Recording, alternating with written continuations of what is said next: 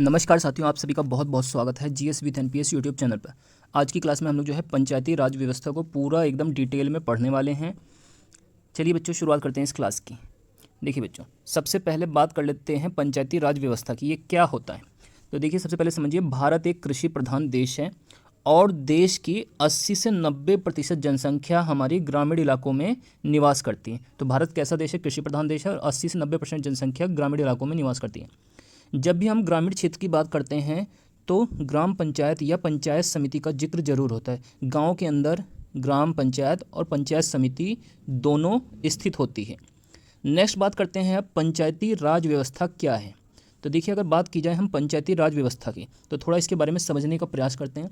देखिए, पंचायती राज व्यवस्था को भारत के संविधान के 73वें संशोधन अधिनियम 1992 के तहत लागू किया गया। तो एग्जाम के लिए ये पॉइंट बहुत ही ज़्यादा इंपॉर्टेंट है कि बताइए पंचायती राज व्यवस्था को भारत में कब से लागू किया गया था। तो ये 73वें संशोधन अधिनियम 1992 के तहत लागू किया गया था। इसके अलावा अगर बात करें हम आगे, तो केंद्र सरकार ने पंचायती राज व्यवस्था के कार्य के आधार पर मुख्यतः 3 भागों में विभाजित किया है। पंचायती राज व्यवस्था को कार्य के आधार पर कितने भागों में विभाजित किया है? 3 भागों में। और इसको किसने विभाजित किया है? केंद्र सरकार ने, जो इस प्रकार से हैं। तो देखिए, 3 भाग क्या हैं जो पंचायती राज व्यवस्था के अंतर्गत आते हैं। तो सबसे पहला भाग है इसमें ग्राम पंचायत, विलेज पंचायत। तो देखिए, ग्राम पंचायत क्या होता है, इसको थोड़ा सा आप समझ लीजिए, क्या एग्जाम में इंपॉर्टेंट बन सकता है यहाँ से प्रश्न। पंचायती राज व्यवस्था में ग्राम पंचायत सबसे निम्न स्तर पर काम करने वाली संस्था है। तो ग्राम पंचायत क्या होती है? ये सबसे निम्न स्तर पर काम करने वाली संस्था है। ग्राम पंचायत का अगर बात करें कार्य की, तो ग्राम पंचायत का कार्य होता है ग्राम सभा के सभी तरह के चुनावों को निष्पक्ष तरीके से पूर्ण करवाना। ये ग्राम सभा के सभी तरह के चुनावों को निष्पक्ष तरीके से पूर्ण कराता है। तो पहला हो गया इसके अंदर ग्राम पंचायत। अब दूसरा बात करते हैं पंचायत समिति, पंचायत कमेटी। तो देखिए, ग्राम पंचायत के ऊपर काम करने वाली संस्था को पंचायत समिति कहते हैं। तो सबसे नीचे की संस्था तो ग्राम पंचायत होती है और उससे ऊपर काम करती है पंचायत समिति। पंचायत समिति का कार्य होता है तहसील, ब्लॉक आदि में रिक्त संवैधानिक पदों पर योग्य उम्मीदवारों की नियुक्ति करना। तो ये जो है पंचायत समिति का कार्य होता है तहसील, ब्लॉक आदि में योग्य उम्मीदवारों की नियुक्ति करना। अब बात करते हैं इसके तीसरे भाग की। तो तीसरा इसमें होता है जो है, पहला ग्राम पंचायत हो गया, दूसरी हमारी पंचायत समिति और तीसरा होता है जिला परिषद, डिस्ट्रिक्ट काउंसिल। तो पंचायती राज व्यवस्था में जिला परिषद एक उच्च स्तरीय संस्था है। तो मतलब इसका स्थान सबसे ऊपर होता है इन तीनों में, जिसका कार्य आवश्यकता पड़ने पर ग्राम पंचायत और पंचायत समिति का मार्गदर्शन करना है। तो ये जो निम्न स्तर पर थी ग्राम पंचायत और जो बीच में थी पंचायत समिति, इन दोनों का ये मार्गदर्शन करने का काम करती है। बात की जाए अगर इसकी जो है जिला परिषद की, तो जिला परिषद के संपूर्ण देखरेख का जिम्मा डीएम यानी जिलाधिकारी का होता है। तो जिला परिषद का जो प्रमुख होता है वो जो है डिस्ट्रिक्ट मजिस्ट्रेट या जिसको हम जिलाधिकारी कहते हैं वो होता है। अब देखिए, अब हम लोग थोड़ा सा समझने का प्रयास करते हैं पंचायती राज व्यवस्था का इतिहास। पंचायती राज व्यवस्था के इतिहास को अब हम लोग आगे डिस्कस करने जा रहे हैं।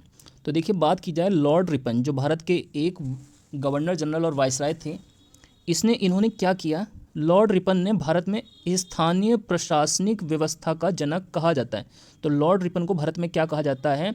स्थानीय प्रशासनिक व्यवस्था का जनक। तो ये एग्जाम में पूछा जा सकता है आपसे ये सवाल। बात करते हैं आगे, तो 1882 में लॉर्ड रिपन ने अंग्रेजों की महासभा में स्थानीय प्रशासनिक व्यवस्था का प्रस्ताव दिया था। तो ये कब दिया था? 1882 में। किसने दिया था? लॉर्ड रिपन ने। कहाँ दिया था? अंग्रेजों की महासभा में दिया था। और क्या चीज़ दिया था? स्थानीय प्रशासनिक व्यवस्था का प्रस्ताव। तो काफ़ी इंपॉर्टेंट पॉइंट निकल के आ रहे हैं। पूरा वीडियो आप लोग एंड तक देखिए, बहुत ही कुछ आपको इस क्लास से आज मिलने वाला है एग्जाम के पॉइंट ऑफ व्यू से। अब बात करते हैं 1919 में। तो देखिए, 1919 में आप सभी ने पढ़ा होगा कि मॉन्टेग्यू चेम्सफोर्ड सुधार हुआ था। इसके अंतर्गत 1919 में भारत शासन अधिनियम के तहत देश के सभी प्रांतों में दोहरे शासन व्यवस्था को लागू किया गया था। द्वैध शासन जिसको कहा जाता था, इस व्यवस्था को लागू किया गया था मॉन्टेग्यू चेम्सफोर्ड सुधार के तहत 1919 में। पंचायती राज व्यवस्था की शुरुआत देश के पहले प्रधानमंत्री श्री पंडित जवाहरलाल नेहरू ने 2 अक्टूबर 1959 को राजस्थान राज्य के नागौर जिले से की थी। तो देखिए, अगर बात की जाए भारत में पंचायती राज व्यवस्था के इतिहास की, तो इसकी शुरुआत हुई थी 2 अक्टूबर 1959 को राजस्थान के नागौर जिले से, और उस समय भारत देश के प्रधानमंत्री थे पंडित जवाहरलाल नेहरू। लेकिन अगर बात करें, परंतु आधिकारिक रूप से पंचायती राज व्यवस्था की शुरुआत भारत में 11 अक्टूबर 1959 को आंध्र प्रदेश राज्य से हुई थी। अगर ऑफिशियल पूछा जाए कि ऑफिशियली रूप से भारत में कब से जो है पंचायती राज व्यवस्था की शुरुआत हुई है, तो ये 11 अक्टूबर 1959 से हुई है आंध्र प्रदेश राज्य के अंदर। अब देखिए, अब हम लोग जानने का प्रयास करते हैं कि पंचायती राज का उद्देश्य क्या होता है। ये पंचायती राज व्यवस्था का उद्देश्य क्या होता है।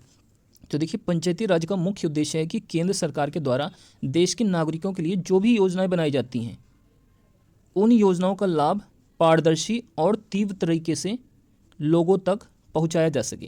तो मतलब केंद्र सरकार की योजनाएं सभी लोगों तक बहुत ही पारदर्शी तरीके से पहुंचाया जाए, इसके लिए पंचायती राज का कार्य या सहायता ली जाती है। आगे बात करते हैं पंचायती राज व्यवस्था का संवैधानिक प्रावधान। देखिए, पंचायती राज व्यवस्था को किस प्रकार से संवैधानिक दर्जा भी मिला हुआ है, इसको जानने की कोशिश करते हैं। तो देखिए, अगर बात करें संविधान के अनुच्छेद 40 आर्टिकल नंबर 40 की, तो अनुच्छेद 40 में पंचायती राज व्यवस्था, पंचायतों का गठन के बारे में बताया गया है। ग्राम पंचायतों का गठन किस अनुच्छेद के तहत होता है, तो ये अनुच्छेद 40 के तहत पंचायती राज व्यवस्था में ग्राम पंचायतों का गठन होता है। नेक्स्ट बात करते हैं 1993 में भारतीय संविधान के 73वें संविधान संशोधन अधिनियम 1992 के द्वारा। तो देखिए, वर्ष तो 1993 है और संशोधन है 73वां और अधिनियम है 1992 का, के तहत पंचायती राज व्यवस्था को संवैधानिक मान्यता दी गई थी। तो काफ़ी इंपॉर्टेंट पॉइंट है ये एग्जाम के लिए, इसको देख सकते हैं आप लोग।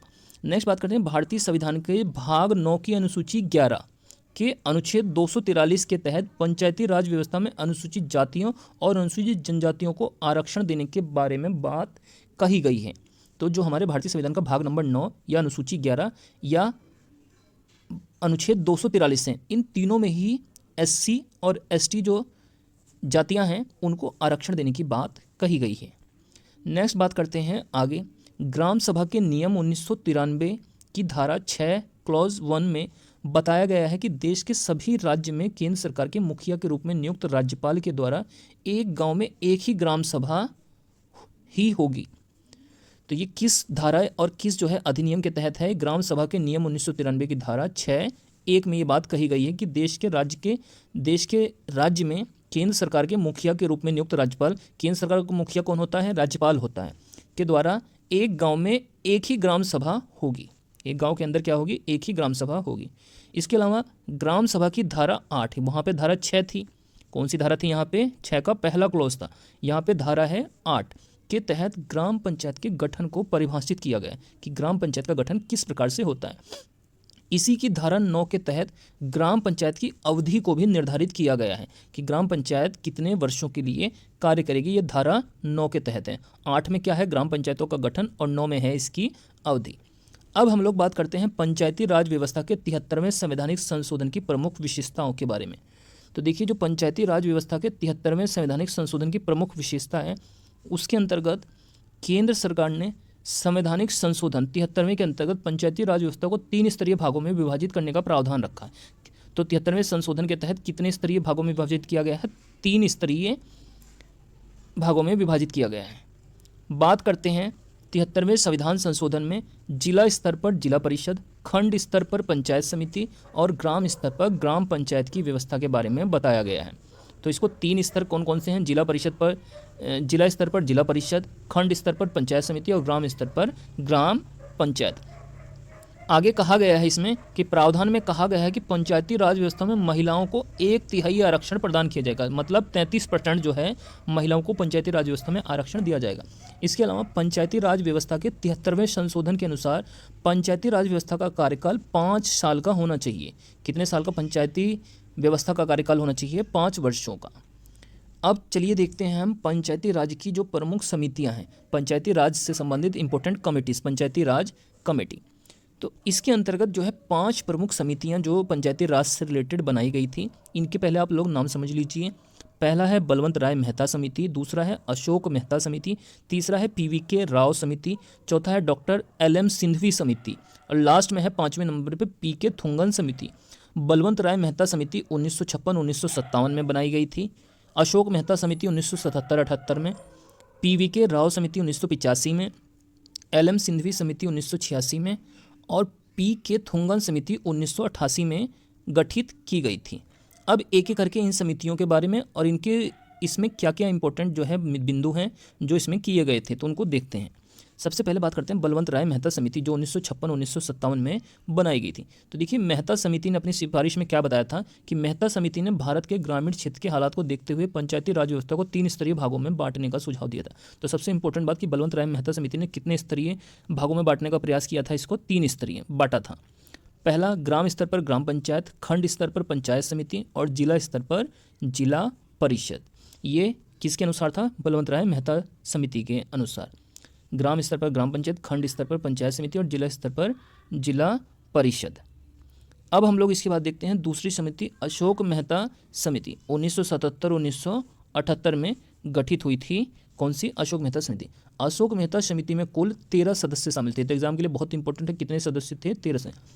और अशोक मेहता समिति ने पंचायती राज व्यवस्था में 132 बदलावों की सिफारिश के साथ पंचायती राज व्यवस्था का एक नया मॉडल प्रस्तुत किया था। तो इन्होंने कितने बदलाव की सिफारिश की थी? 132 बदलाव। नेक्स्ट बात करते हैं तीसरी समिति की, तो ये थी पीवीके राव समिति 1985 में। तो वर्ष 1985 में ग्रामीण विकास एवं गरीबी उन्मूलन की सिफारिशों का सुझाव देने वाली पीवीके राव समिति का गठन किया गया। तो ये गरीबी उन्मूलन और ग्रामीण विकास के लिए बनाई गई थी। राव समिति ने पंचायती राज व्यवस्था के 4 स्तरीय भागों में बांटने का प्रयास किया। इससे पहले देखिए अशोक समिति जो थी, इसमें यहाँ पर दिया नहीं गया है, लेकिन अशोक समिति ने द्विस्तरीय पंचायती राज की सिफारिश की थी। कौन सी स्तरीय? द्विस्तरीय, मतलब 2 स्तर ही बताए थे। लेकिन बात करें अगर हम पीवीके राव समिति की, तो इन्होंने 4 स्तरीय भागों में बांटने का प्रयास किया। पहला था राज्य विकास परिषद, दूसरा जिला स्तर, तीसरा जिला परिषद और चौथा था मंडल स्तर। तो ये किसके अनुसार था? ये पीवीके राव समिति के अनुसार यह पंचायती राज व्यवस्था का स्वरूप था। नेक्स्ट बात करते हैं चौथा डॉक्टर एलएम सिंघवी समिति जो 1986 में गठित की गई थी। एलएम सिंघवी। तो पंचायती राज व्यवस्था में राजनीतिक दल या दल से जुड़े व्यक्ति की भागीदारी नहीं होनी चाहिए, तो इसको पॉलिटिकली इंडिपेंडेंट रखा गया था एलएम सिंघवी समिति के अनुसार 1986 में जो गठित हुई थी। अब इसमें 5वीं और अंतिम समिति देखते हैं पीके थुंगन समिति जो 1988 में गठित हुई थी। तो थुंगन समिति ने अपने सुझाव में बताया कि पंचायती राज व्यवस्था को संवैधानिक दर्जा दिया जाना चाहिए। तो पंचायती राज व्यवस्था को संवैधानिक दर्जा किस समिति की सिफारिश पर मिला था? तो पीके थुंगन समिति जो 1988 में गठित हुई थी। तो ये हमारी आज की जो है पंचायती राज व्यवस्था के ऊपर एक बहुत ही इंपॉर्टेंट क्लास थी। ये क्लास आप लोगों को कैसी लगी है कमेंट करके ज़रूर बताइएगा। और अगर आप लोग चाहते हैं कि मैं आप लोगों के लिए इस प्रकार की और भी क्लासेस लेकर आऊँ तो आप लोग इस चैनल को ज़रूर सब्सक्राइब कर लीजिए।